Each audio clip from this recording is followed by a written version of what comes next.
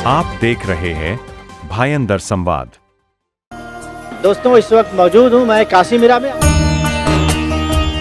राधेश्याम गुप्ता जी द्वारा भंडारे का आयोजन किया जाता है हर शनिवार। यहाँ पे हनुमान जी का जब से भक्ति करना शुरू किया हूँ ना, मेरे जीवन में एक चमत्कार हो गया है। मैं कुछ भी अच्छा काम सोचता हूँ वो काम हो जाता है मुझसे। मैंने जिंदगी में बहुत बड़ा कामयाबी किया। यहाँ पे जो भंडारा का शुरुआत किया हूँ तब से हमारे जिंदगी में चमत्कार हो गया है। तो मतलब भंडारे में कोई कमी होता नहीं, जितने लोग भी आते हैं भंडारा पूरा होता है। अपने समाज के प्रति कुछ करना चाहिए व्यक्ति को, कि हमारी गाड़ी जो अटक गई थी बजरंगबली ने उसको चला दिया। भक्ति भाव से भरा उद्योगपति राधेश्याम गुप्ता का संकल्प। हर शनिवार को करते हैं भंडारे का आयोजन।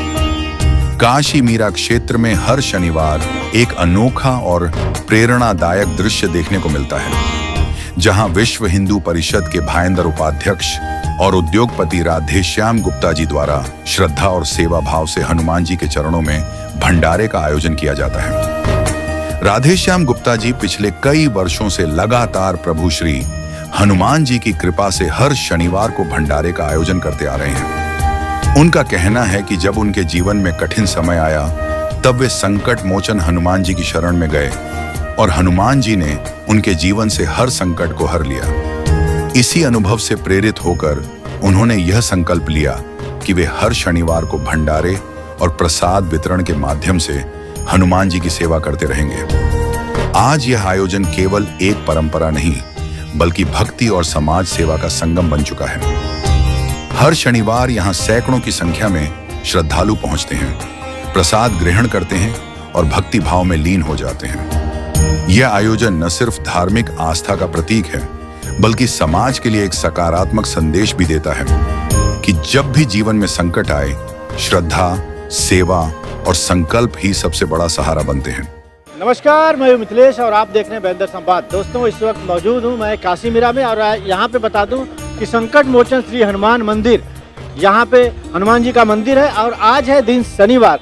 आज के दिन हर शनिवार यहाँ पे लोगों के लिए भंडारे का आयोजन किया जाता है। और ये भंडारा कौन करता है, इस भंडारा करने का उद्देश्य क्या है, वो सारी बातें हम करेंगे, लोगों से जानेंगे। आप यहाँ पे देख सकते हैं हर शनिवार इस मंदिर पे लोगों के लिए भंडारे का आयोजन किया जाता है। लोग आते हैं यहाँ पे, भंडारे में प्रसाद लेते हैं और हनुमान जी का नारा लगाते हुए, जय श्री राम बोलते हुए आगे बढ़ते हैं भारी संख्या में। इस भंडारे का जो आयोजन करते हैं, जिन्होंने मंदिर की स्थापना की है, हमारे साथ बात करने के लिए उद्योगपति राधेश्याम गुप्ता जी हैं। इनसे जानते हैं। सर, सबसे पहले मुझे बताइए, जो मंदिर यहाँ पे है इसके बारे में बताइए, निर्माण के पीछे का उद्देश्य बताइए। देखिए, ये मेरी पूरी बिल्डिंग है। मारुति का शोरूम यहाँ पे था, अभी थोड़ा बंद है।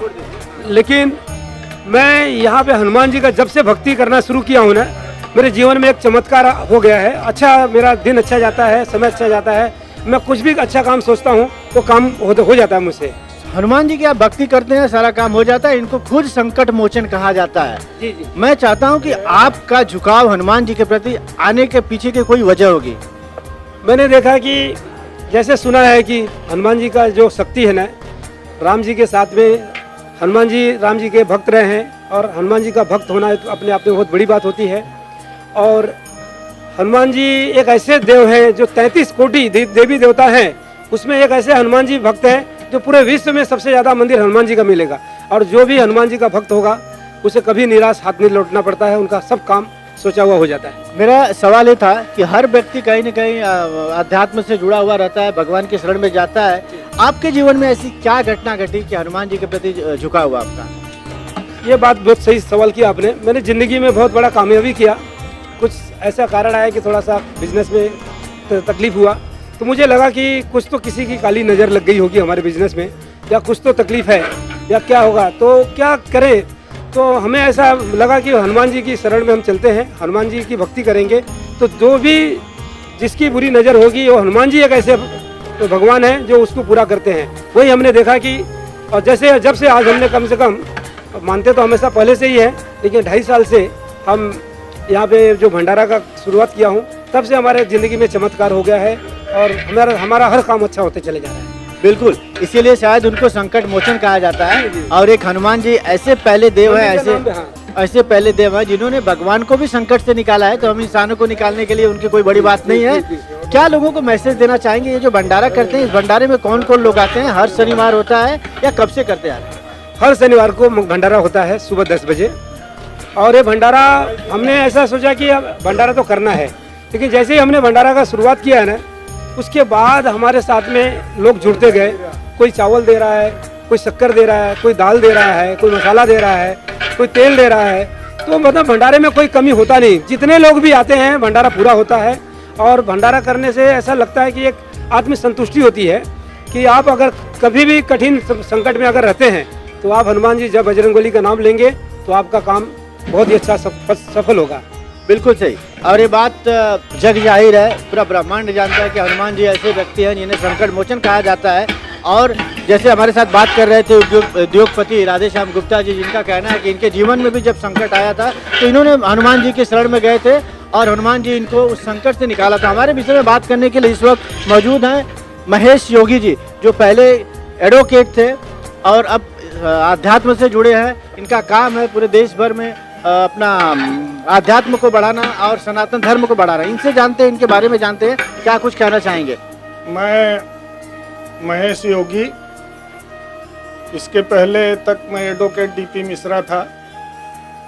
फिर मैं मन में ऐसी प्रेरणा आई कि अपनी संस्कृति के प्रति, अपने धर्म के प्रति, अपने समाज के प्रति कुछ करना चाहिए व्यक्ति को। तो 5 साल पहले मैंने मेरा अपना जो व्यवसाय था, प्रोफेशन था, उसको छोड़ा, क्योंकि बच्चे सब सेटल हो गए थे। कोई घर गृहस्थी की जिम्मेदारी जैसी जिम्मेदारी जिनको बोलना चाहिए ऐसी जिम्मेदारी नहीं थी, खाने पीने का सब हो गया था। तो मैं पूर्ण रूप से समाज के लिए समर्पित था। अपनी जो संस्कृति है, सनातन संस्कृति, इसका ह्रास बहुत तेजी से समाज में हो रहा था। तो मेरे मन में ये आया कि इस संस्कृति के उत्कर्ष के लिए कुछ करना चाहिए। उस संदर्भ में मैं तमाम जो है मठों से, मंदिरों से, गुरुओं से मिला, उनसे प्रेरणा ली और हमको लगा कि बजरंगबली को जैसे अपने बल का ध्यान नहीं रहता था, उनको कोई न कोई जामवंत को ये बोलना पड़ता था कि क्या चुप साध रहे हो बलवाना। ऐसे अपने समाज में लोगों को अपने संस्कृति के प्रति जो है एक शिथिलता रहती है, उस शिथिलता को दूर करने के लिए किसी न किसी को उनको जगाने की जरूरत है। तो कहीं ना कहीं यहाँ पे कहना चाहते हैं कि हमारे सनातन धर्म में एक चिंगारी को हवा देने का काम आप करने की सोचे है, सनातन धर्म को बढ़ाने की सोचे है, हिंदू धर्म को आगे बढ़ाने की सोचे है। क्या कुछ लक्ष्य है? अभी तक कितने लोगों तक आप पहुँचे हैं? क्या रिस्पॉन्स है? अब उदाहरण के रूप में तो आपके सामने गुप्ता जी हैं, राधेश्याम गुप्ता जी, इन्होंने खुद ही ये इस बात को तस्दीक किया कि हमारी गाड़ी जो अटक गई थी बजरंगबली ने उसको चला दिया। 2.5 साल से खुद ही जो है, तो इस ढंग से बहुत से राधेश्याम गुप्ता को समाज में पैदा करना है। और जब ये सब सारे पैदा हो जाएंगे तो जितनी भी जो है अपने सनातन के जो है जो मार्ग में रुकावटें हैं वो सब अपने आप खत्म हो जाएंगी। विशेष तौर पर मैं महाराष्ट्र में रह के शिवाजी महाराज से सीखा हूँ कि यहाँ गोरिल्ला योद्धाओं की जरूरत है। अंडर कवर जो है इस काम को करे, वो किसी भी वेश में रहे, किसी भूसा में रहे, किसी भी धंधे में रहे, किसी भी उसमें रहे, लेकिन सनातन के प्रति जागरूकता ले आते रहे।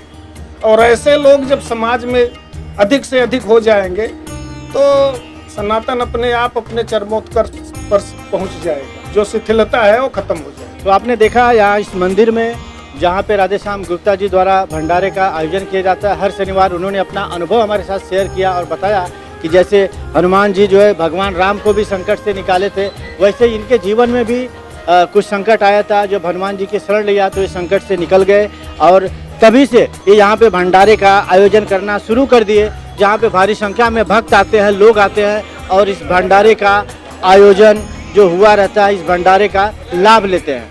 मीरा भाईंदर से जुड़ी तमाम खबरों को जानने के लिए, देखने के लिए आप हमारे साथ जुड़े रहें और देखते रहें भाईंदर संवाद। मीरा भाईंदर से जुड़ी खबरों को जानने के लिए आप हमारे चैनल को लाइक, शेयर और सब्सक्राइब करें। आप देख रहे हैं भाईंदर संवाद।